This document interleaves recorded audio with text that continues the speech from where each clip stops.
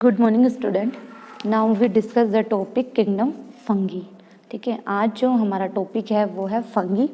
ठीक है, तो इससे पहले हमने प्रोटिस्टा वाला जो किंगडम था वो कंप्लीट कर लिया था, तो आज हम पढ़ेंगे फंगी वाला किंगडम। तो ये जो फंगी होते हैं, ठीक है, इसके देखो जनरल कैरेक्टर देख लेते हैं। ये हेट्रोट्रोपिक होते हैं। ठीक है, क्यों हेट्रोट्रोपिक होते हैं? क्योंकि इनके पास क्लोरोफिल पिगमेंट जो होता है प्रेजेंट नहीं होता है, इसलिए ये हेट्रोट्रोपिक होते हैं। खुद का भोजन ये बना नहीं सकते। और एल्गी के पास क्या था? क्लोरोफिल पिगमेंट था, इसीलिए वो खुद का भोजन बना सकते थे, है ना। तो उनको कहा जाता था ऑटोट्रोपिक। ठीक है, इसके एग्जाम्पल देखो, bread mould, common mushroom, toadstool, white spot और मस्टर्ड लीव्स। आपने सरसों की लीव्स देखी होगी आपने, तो उस पर ना सफ़ेद सफ़ेद कलर के धब्बे पड़ जाते हैं ना, तो सफ़ेद सफ़ेद कलर के धब्बे क्या है? वो फंगी है। वो फंगी है, पैरासाइटिक फंगी है। वो पैरासाइटिक फंगी के कारण आपको वो जो स्पॉट्स, वाइट कलर के स्पॉट्स नज़र आते हैं। तो मैंने कहा कि जो फंगी होते हैं वो हेट्रोट्रोपिक होते हैं। तो हेट्रोट्रोपिक भी वो क्या हो सकता है? सैप्रोफाइटिक हो सकते हैं, पैरासाइटिक हो सकते हैं। पैरासाइटिक तो आप समझते हैं, पैरासाइट से मतलब होता है किसी दूसरे ऑर्गेनिज्म के ऊपर, ठीक है, ऊपर बैठकर उससे अपना न्यूट्रिशन चुराना। ठीक है, तो यहाँ पे ये लीव्स के ऊपर फंगस बैठा है और अपना न्यूट्रिशन ले रहा है, तो ये क्या होगा? पैरासाइटिक मोड होगा। ये सैप्रोफाइटिक से मतलब होता है कि जैसे डीके एंड, जैसे कि सड़ी गली वस्तु होती है ना, सड़ी गली जो वस्तुएं होती हैं उनको बोलते हैं डीके या डेड सब्सटेंस। ठीक है, जो सड़ी गली सी वस्तुएं होती हैं उनके ऊपर ये फंगस बैठ जाते हैं और अपना न्यूट्रिशन उनसे चुरा चुरा के लेते हैं। तो ये जो मोड होगा, इस मोड को बोलेंगे सैप्रोफाइटिक। ठीक है, सैप्रोफाइटिक से मतलब होता है, देखो पैरासाइटिक में तो क्या होता है? लीव, मतलब जिंदा वस्तु से, है ना, जिंदा वस्तु तो मैं नहीं बोलूँगी इसको, हाँ, मतलब जो लिविंग ऑर्गेनिज्म होगा उससे अपना न्यूट्रिशन चुरा चुरा के ये फंगस खा रहे हैं, तो उसको कहेंगे पैरासाइटिक। और अगर मतलब सड़ी गली जो वस्तुएं हैं, जैसे पेड़ पौधों की नहीं होती डंडियाँ, पत्तियाँ, ऐसे मतलब बरसात में आपने देखी होगी बहुत सारे मॉइस्चर के कारण मतलब एक जगह इकट्ठा हो जाती है तो काले धब्बे से पड़ जाती है, उन पे देखा फफूंद सी आ जाती है। वो फफूंदी क्या है? फंगस है। वो फफूंदी क्या है? फंगस है। ठीक है, तो मतलब सैप्रोफाइटिक मोड वो होता है जहाँ पे सड़ी गली वस्तुओं के ऊपर बैठकर ये फंगस अपना क्या करते हैं? न्यूट्रिशन प्राप्त करते हैं। उसको सैप्रोफाइटिक मोड कहा जाता है, याद रखना। देखो, इससे पहले मैंने बताया था 5 किंगडम के अंदर आपको कि फंगी जो होते हैं मल्टी सेलुलर होता है, लेकिन यहाँ पे स्टार करके लिखा हुआ है ईस्ट। ईस्ट जो है हमारा, ईस्ट मात्र एक ऐसा फंगी है जो यूनिसेलुलर है, इसको आप याद रखें। ठीक है, ईस्ट को छोड़ के जितने भी फंगस होते हैं वो सब मल्टी सेलुलर फंगस होते हैं। ठीक है, तो ईस्ट का यूज़ किया जाता है ब्रेड एंड बियर के फॉर्मेशन में, ईस्ट का यूज़ करते हैं, ध्यान रखना इस बात को। इसके साथ साथ देखो, यही मैं आपको बता देती हूँ, देखो जो फंगस होता है, हमारा जो फंगस होता है, ये फंगस एल्गी के साथ क्या करता है? एसोसिएट हो जाता है ना, जुड़ जाता है, एसोसिएट होके ऐसा एक सिम्बायोटिक, एक ऐसा सिम्बायोटिक रिलेशनशिप बना लेता है। सिम्बायोटिक रिलेशनशिप उसे कहते हैं जिसमें क्या होता है? दोनों को, है ना, दोनों को क्या होता है? लाभ होता है। जैसे एल्गी को भी इससे लाभ होगा और फंगस को भी इससे लाभ होगा। तो देखो, एल्गी जो होते हैं, एल्गी तो होते हैं ऑटोट्रोपिक, एल्गी तो क्या होता है? ऑटोट्रोपिक होते हैं। ठीक है, तो एल्गी क्या करेगा? भोजन बनाएगा, और भोजन बना के किसको देगा? फंगस को। बदले में जो ये फंगस है ये एल्गी को शेल्टर देगा। शेल्टर से मतलब है आवास इसे प्रदान करेगा। ठीक है, तो कि तुम यहाँ पे ग्रो करो। आपने देखा होगा फंगस की स्ट्रक्चर कुछ इस तरीके से होती है, अगर नोटिस किया होगा तो कुछ इस टाइप की होती है ना, बस समझने के लिए बता रही हूँ मैं, ऐसा नहीं कि ऐसा ही होता है। तो फंगस की कुछ इस तरह की स्ट्रक्चर होती है, और एल्गी बेचारी हमारी जो आपने देखा है काई वगैरह होती है, वो हमारी एल्गी होती है। तो इन दोनों के बीच में होगा सिम्बायोटिक रिलेशनशिप। ठीक है, इन दोनों को, फंगस एंड एल्गी के सिम्बायोटिक रिलेशनशिप को कहते हैं लाइकेन। ये बात याद रखनी है, या याद रखना इस बात को कि लाइकेन क्या है? फंगस और एल्गी के सिम्बायोटिक रिलेशनशिप को लाइकेन कहते हैं। ठीक है, तो इन दोनों की, फंगस और एल्गी के बीच में क्या था? सिम्बायोटिक रिलेशनशिप थी, जिसमें एल्गी भोजन बना के इसको दे रही है और बदले में ये जो है आवास से प्रदान कर रहा है, शेल्टर दे रहा है। ठीक है, तो क्या याद रखना है आपको? फंगस एंड एल्गी के सिम्बायोटिक रिलेशनशिप को बोलते हैं लाइकेन। ठीक है, और लाइकेन के बारे में आपको एक बात ये याद रखनी कि जो लाइकेन होते हैं ना, गुड पोलिनेशन इंडिकेटर होते हैं। लाइकेन क्या होता है? गुड पोलिनेशन इंडिकेटर होते हैं ये, ठीक है। यानी कि कहने का मतलब ये है कि लाइकेन जो होते हैं ना ऐसी जगह पे ग्रो नहीं करेंगे जहाँ पे पोलिनेशन होगा, ठीक है, पोलिनेशन होगा वहाँ पे ये ग्रो नहीं करेंगे, ये साफ सुथरे एनवायरनमेंट में ही ग्रो करते हैं लाइकेन, ठीक है। इसके साथ साथ एक और बात कि ये जो फंगस होते हैं, ये जो हायर प्लांट है, हायर प्लांट से मतलब है कि मतलब पूरी तरीके से डेवलप प्लांट, हायर प्लांट की जो रूट होती है ना, हायर प्लांट की रूट के साथ ये जो फंगस होते हैं, ये फंगस होते हैं, ये एक रिलेशनशिप बनाते हैं। उस रिलेशनशिप का नाम है सिम्बायोटिक रिलेशनशिप, जो कि अभी मैंने आपको पहले बताया है। यानी फंगस और हायर प्लांट की रूट, फंगस और हायर प्लांट की रूट के बीच में भी एक सिम्बायोटिक रिलेशनशिप पाया जाता है। इस रिलेशनशिप को कहा जाता है माइकोराइजा। इस रिलेशनशिप को कहते हैं माइकोराइजा, ठीक है। जैसे कि देखो यहाँ पे लिखा हुआ है ना, लाइकेन और माइकोराइजा। तो mycorrhiza fungus plus root plant है ना, हायर प्लांट की रूट और फंगस आपस में एसोसिएट होकर, जो जैसे लाइकेन फंगस और एल्गी के मिलने से बन रहा था, उसी तरीके से माइकोराइजा फंगस और हायर प्लांट के रूट के बीच का रिलेशनशिप है। इसको भी सिम्बायोटिक रिलेशनशिप ही कहेंगे। दोनों बातें याद रखनी है आपको, ठीक है। इसके साथ साथ देखो भाई, जो हमारा फंगस होता है ये देखो हर जगह, हर इन्वायरमेंट में ग्रो कर सकता है। सॉइल में भी ग्रो कर सकता है, एयर में भी ग्रो कर सकता है, वाटर में भी ग्रो कर सकता है। तो इसे कहा जाता है कोस्मोपोलिटन।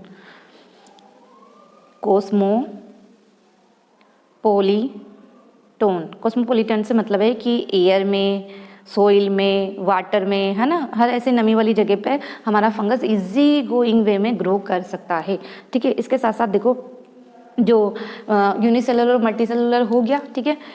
इसकी जो बॉडी होती है, ठीक है, जैसे कि इस तरह की इसकी बॉडी होती है, ऐसा मान के चले, मैं समझाने के लिए बता रही हूँ आपको।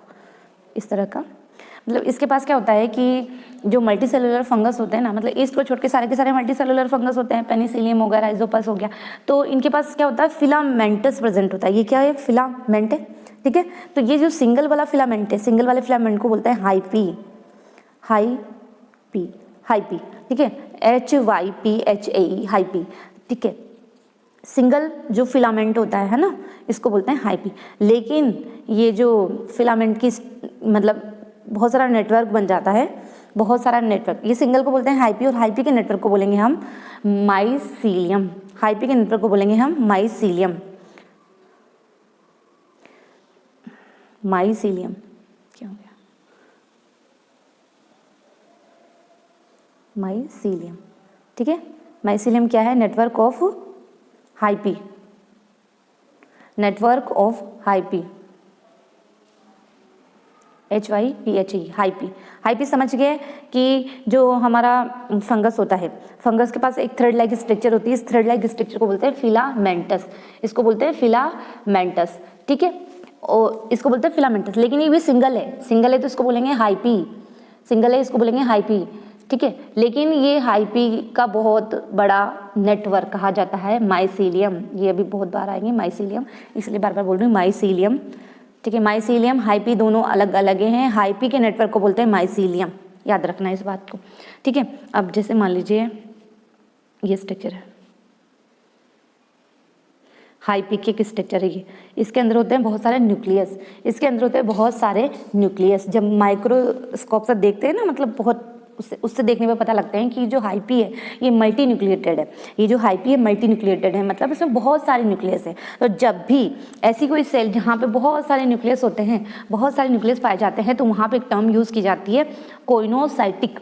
वहाँ पे एक टर्म यूज़ की जाती है कोइनोसाइटिक, COENOCITIC, कोइनोसाइटिक, ठीक है। कोइनोसाइटिक, ठीक है, नोट्स में सब कुछ लिखा हुआ है वैसे। कोइनोसाइटिक, कोइनोसाइटिक से मतलब है कि हाइपी जो होता है हमारा मल्टी न्यूक्लिएटेड है, इसलिए उसे कहेंगे कोइनोसाइटिक हाइपी। क्लियर? हाँ, इसके साथ साथ, ठीक है, कोइनोसाइटिक हाइपी हो गया हमारा, ये हमारा हाइपी, ये न्यूक्लियस बन गया, बहुत सारे न्यूक्लियस हो गए, ठीक है। इसके साथ साथ जो फंगी होता है हमारा, फंगी की सेल वॉल होती है, काइटिन की बनी हुई होती है ना। तो ये सेल वॉल को ही पढ़ रहे हैं हम, सेल वॉल ही, ठीक है। तो अब ये जो सेल वॉल है ये क्या? एसेप्टेड है। एक वर्ड आएगा एसेप्टेड और एक वर्ड आएगा सेप्टेड, ठीक है। एक होगा एसेप्टेड एंड एक होगा सेप्टेड। तो देखो ये जो हाइपी है ना, ये वाला, ये हाइपी अभी क्या है? एसेप्टेड। अब जब इसके बीच में इस तरीके से ये इस तरीके से ये कंपाउंड बन जाएंगे तो इसको बोलेंगे हम सेप्टेड। समझ गए? एसेप्टेड और सेप्टेड से मतलब ये आगे वर्ड यूज में आएंगे तो कन्फ्यूज़न नहीं होना चाहिए, सब कुछ क्लियर होना चाहिए हमारे माइंड में। तो आगे चलते हैं, देखो ठीक है।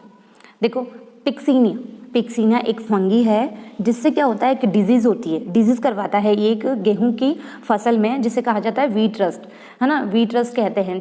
वीट रस्ट किसकी वजह से होता है, मतलब वीट रस्ट की वजह से उसकी पत्तियां वगैरह और उसका जो प्रोडक्शन होता है वो कम हो जाता है। ये एक डिजीज़ है जो कि एक पिक्सीनिया नामक फंगस के कारण होती है। इसके साथ साथ कुछ फंगी ऐसे होते हैं जिनसे हमें एंटीबायोटिक भी प्राप्त होती है, एंटीबायोटिक भी हमको उससे मिलती है। तो पेनिसिलियम, पेनिसिलियम वो फंगी है जिससे क्या होता है एंटीबायोटिक, पेनिसिलियम वो फंगी है जिससे हमें एंटीबायोटिक मिली, ठीक है। फर्स्ट एंटीबायोटिक भी हमें पेनिसिलियम से ही मिली थी, याद रखना। इसके साथ साथ मैंने बता दिया फंगी क्या होता है, कॉस्मोपोलिटन होते हैं, मतलब हर जगह। कॉस्मोपोलिटन से मतलब है कि ये हर जगह के इन्वायरमेंट में ग्रो कर सकते हैं आसानी से, एयर में, वाटर में, कहीं पे भी मतलब ग्रो कर सकते हैं ये। इसके साथ साथ जो नमी वाली जो जगह होते हैं वहाँ पे भी बहुत तेज़ी से ग्रो करते हैं।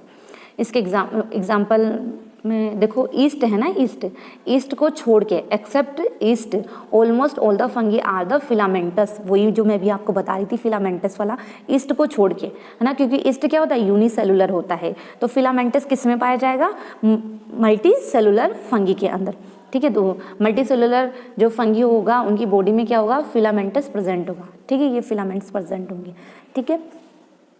इसके साथ साथ देखो यहाँ पे लिखा body constitute of the long slender thread like structure called the hyphae. इनकी बॉडी जो मैं आपको बता रही थी कि इनकी बॉडी में ये जो थ्रेड लाइक स्ट्रक्चर है, इस थ्रेड लाइक स्ट्रक्चर को बोलते हैं हाइपी, ठीक है। और हाइपी का जो नेटवर्क होगा, हाइपी का जो ये नेटवर्क है, इस नेटवर्क को बोलेंगे माइसीलियम। समझ गए ना आप, ये इस तरीके से बहुत सारा नेटवर्क है हाइपी का, उसको बोलेंगे माइसीलियम। इसके बाद देखो यहाँ पे बना हुआ भी है, देखो। और जैसे जो साइटोप्लाज्म होता है ना, साइटोप्लाज्म के अंदर क्या होता है, न्यूक्लियस प्रेजेंट होते हैं। तो जो हाइपी होता है हमारा, हाइपी के अंदर बहुत सारे मल्टी न्यूक्लिएटेड होता है, मतलब हाइपी का जो साइटोप्लाज्म होता है उसमें बहुत सारे न्यूक्लियस होते हैं। तो हमारा हाइपी भी क्या हुआ, मल्टी न्यूक्लिएटेड हुआ। तो हाइपी को क्या कह सकते हैं, हाइपी को बोलेंगे कोइनोसाइटिक हाइपी। जिस भी सेल के अंदर जब बहुत सारे ना न्यूक्लियस प्रेजेंट होते हैं ना, तो उसे बोलते हैं कोइनोसाइटिक, एक टर्म उसके लिए यूज होती है, याद रखना। अब देखो वो ये सिंगल हो गया जो हाइपी, और ये बहुत सारे नेटवर्क हो गया, इसको माइसीलियम बोलते हैं।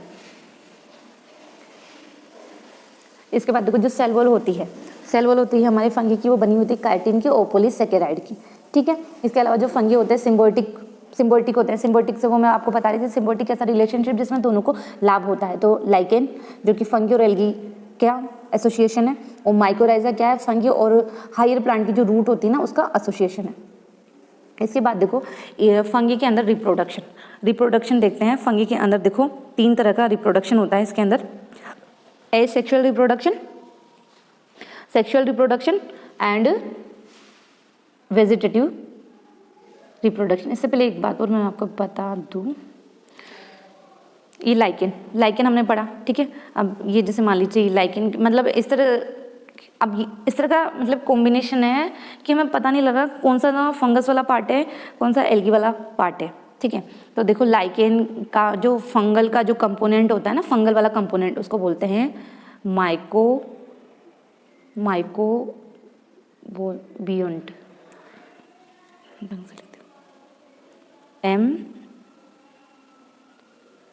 जो फंगल वाला पार्ट है लाइकेन के अंदर, जो फंगल वाला पार्ट होता है ना उसको बोलते हैं माइकोबोइंट, और जो एल्गी वाला पार्ट होता है उसको बोलते हैं फाइकोबियंट, ठीक है। चाहो तो नोट कर लेना। इसके बाद देखो हाँ रिप्रोडक्शन, फंगस के अंदर जो देखो फर्स्ट है वेजिटेटिव रिप्रोडक्शन होता है फंगी के अंदर, फ्रेगमेंटेशन के द्वारा, फ्यूजन के द्वारा एंड बडिंग के द्वारा। ये जो कोष्टक में लिखे हुए हैं ये ना ट्रिक्स है, तो मैं तो कहूँगी आप डायरेक्ट पहले तो याद रखिए इसमें क्या ट्रिक्स लगानी। Fragmentation, fusion and budding 3 method है जिनके द्वारा फंगस के अंदर वेजिटेटिव रिप्रोडक्शन होता है। एसेक्सुअल में क्या होता है, स्पोर बनते हैं। एसेक्सुअल रिप्रोडक्शन होता है, उसके रिजल्ट में बनते हैं स्पोर, ठीक है। तो अब ये जो स्पोर होते हैं, ये स्पोर कोनिडिया भी हो सकते हैं, जो स्पोर्स भी हो सकते हैं, और स्पोरन जियोस्पोर्स भी हो सकते हैं, ठीक है। तो और जिसके अंदर ये जो स्पोर बनते हैं ना, ये स्पोर जिस स्ट्रक्चर के अंदर इन स्पोर्स का फॉर्मेशन होता है उसको बोलते हैं फ्रूटिंग बॉडी, उसको बोलते हैं fruiting body. Grow on fruiting body, यानी स्पोर जहाँ भी बनते हैं ना, जिस स्ट्रक्चर के अंदर बनते हैं उसको बोलते हैं फ्रूटिंग बॉडी। और ये कोनिडिया, जूस्पोर एंड जियोस्पोर, ये क्या है, स्पोर के टाइप है, ये स्पोर के टाइप है, ठीक है। इसके बाद देखो सेक्सुअल रिप्रोडक्शन। सेक्सुअल रिप्रोडक्शन में भी हमारे स्पोर बनते हैं, ठीक है। तो कौन से स्पोर बनेंगे, जू स्पोर। ये स्पोर्स के नाम है अलग अलग, स्पोर होंगे तो सेम होंगे, लेकिन स्पोर्स के नाम है ये जू स्पोर्स, एस्कोस्पोर्स एंड बेसिडियोस्पोर। जू स्पोर्स, एस्कोस्पोर्स एंड बेसिडियोस्पोर्स। अब आप कहोगे ये सारे मतलब स्पोर है तो अलग अलग नाम क्यों है? देखो इनमें से कुछ स्पोर्स जो होंगे वो होंगे मोटाइल एंड और कुछ होंगे नॉन मोटाइल। मोटाइल से मतलब समझते हो ना आप, जैसे मैंने बताया कि इस तरह की स्ट्रक्चर होती है ना। तो आपने स्पर्म की पढ़ी ना, स्पर्म की स्ट्रक्चर कुछ इस तरह की होती है। जिस भी स्ट्रक्चर में मतलब थोड़ा सा जैसे टेल वाला पार्ट होता है ना, ये लास्ट वाला पार्ट मतलब ऐसे थिन सा होता है, तो वो क्या मूवमेंट कर सकता है, यानी जिसमें भी मूवमेंट होती है ना, जो भी मूवमेंट शो करता है वो होता है मोटाइल, और जिसके अंदर मूवमेंट नहीं होती वो होता है नॉन मोटाइल। तो आपको यहाँ पर क्या याद रखने हैं, आपको यहाँ पर ये स्पोर्ट्स के नाम याद रखने हैं कि कौन से वाले स्पोर्ट्स एसेक्सुअल रिप्रोडक्शन में बनेंगे और कौन से वाले स्पोर्ट्स सेक्सुअल रिप्रोडक्शन के अंदर बनेंगे, ठीक है। इसके साथ साथ मैंने बताया कि वो स्ट्रक्चर जहाँ पर ये जो स्पोर्ट्स का प्रोडक्शन होता है, these spores are produce in the different structure called as a fruiting body, ठीक है। फ्रूटिंग बॉडी से मतलब है वो स्ट्रक्चर जहाँ पे ये स्पोर बनते हैं। अब ये जो स्पोर है, ये जो स्ट्रक्चर इसके अंदर भी बन सकते हैं, इसके बाहर भी बन सकते हैं। इसके आधार पर जो ये फ्रूटिंग बॉडी जो है हमारी, ये होंगी एंडोजीनस या एक्टोजीनस, ठीक है। इसके बाद देखिए यहाँ पर देखो जो सेक्सुअल रिप्रोडक्शन होता है, सेक्सुअल एक साइकिल चलती है स्पोर के फॉर्मेशन की फंगी के अंदर, वो 3 स्टेप में कंप्लीट होती है। 3 स्टेप कौन कौन से? फर्स्ट स्टेप होगा प्लाज्मोगेमी, सेकंड होगा कैरियोगेमी, थर्ड होगा मियोसिस। देखो जब भी कोई दो अलग अलग फंगस या तो मोटाइल होंगे या नॉन मोटाइल होंगे, एक मोटाइल होगा एक नॉन मोटाइल होगा, तो ये आपस में आगे इनका फ्यूजन हो गया, ठीक है। ये आपस में ये फ्यूज हो गए, ये पास में आएंगे, फ्यूज हो जाएंगे। तो इनका जो एक तो क्या होगा, इनके अंदर न्यूक्लियस होगा, न्यूक्लियस के चारों तरफ क्या होता है, साइटोप्लाज्म होता है ना, साइटोप्लाज्म होता है या प्रोटोप्लाज्म उसको। तो ये जो प्रोटोप्लाज्म है ना, इन दोनों का जो ये लिक्विड होता है, इनके आपस में मिलने को, है ना, इनके ये जो लिक्विड के आपस में मिलने को बोलते हैं ये जो प्रोटोप्लाज्म होता है ना, प्रोटोप्लाज्म की फ्यूजन को बोलते हैं प्लाज्मोगेमी। ये जो प्रोटोप्लाज्म मिला उसको बोलते हैं प्लाज्मोगेमी, ठीक है। उसके बाद क्या होगा, ये प्रोटोप्लाज्म मिल गया तो ये एक सेल बन गई, और लेकिन जो न्यूक्लियस तो दो हैं, तो इस स्टेज को बोल देंगे डाइकैरियोफेज। 2 अलग अलग न्यूक्लियस लेकिन सेल एक है ना, 2 न्यूक्लियस सेल एक है, तो ये स्टेज कहलाएगी डाइकैरियोफेज, है ना, 2 न्यूक्लियस पर सेल, ठीक है। इसके बाद क्या होता है कि जो न्यूक्लियस होता है, ये न्यूक्लियस का आपस में क्या हो जाता है, फ्यूजन हो जाता है, ठीक है। एक न्यूक्लियस बन गया, इस एक न्यूक्लियस को बोलते हैं कैरियोगेमी, यानी न्यूक्लियस के मिलने को फ्यूजन ऑफ न्यूक्लियाई कहलाता है कैरियोगेमी। यहाँ तक क्लियर है। इसके बाद थर्ड वाली स्टेज में क्या होता है, म्यूसिस होता है। तो देखो ये जो न्यूक्लियस का मिलने से न्यूक्लियस मिले, तो ये भी एन था, तो क्या हो गया, 2n बन गया, यानी कि हमारा जाइगोट बन गया। तो अब इस जाइगोट के अंदर क्या होता है, मियोसिस होता है, जिसके रिजल्ट में 4 स्पोर्स बनते हैं, जिसके रिजल्ट में 4 हैप्लॉइड स्पोर बनते हैं, ठीक है। क्लियर यहाँ तक। इसके बाद देखो ये लाइफ साइकिल देख लो, ये है हाइपी किसको कहेंगे भाई, वही इस तरह की स्ट्रक्चर को, थ्रेड लाइक स्ट्रक्चर को हाइपी कहेंगे, ठीक है। अब इनमें क्या होगा, माइसीलियम, ठीक है, बहुत सारा मतलब हाइपी का नेटवर्क माइसीलियम, है ना। माइसीलियम 2 अलग अलग माइसीलियम, है ना, वहाँ पर क्या हो जाएगा, इनका फ्यूजन हो जाएगा, मतलब मिल जाएंगे ये। इनके मिलने के बाद क्या होगा, प्लाज्मोगेमी वाली कंडीशन होगी, इनका प्रोटोप्लाज्म मिलेगा। उसके बाद इनके केंद्रक मिलेंगे, कैरियोगेमी वाली स्टेज होगी। इसके बाद क्या होगा, कैरियोगेमी जैसे मिलेगा जाइगोट बन जाएगा, जाइगोट बनेगा, उसके अंदर मियोसिस होगा, मियोसिस को बोलते हैं रिडक्शन डिवीजन। मैंने बताया था 2n वाली स्टेज आ गई, इसके रिजल्ट में ये बने 2 इस तरीके से स्पोर बनेंगे, 4 स्पोर्स बनेंगे, ठीक है। और ये स्पोर्स आगे चल के हाइपी में कन्वर्ट हो जाएंगे। इस तरीके से ये सेक्सुअल साइकिल ऑफ फंगी है। इसके बाद देखो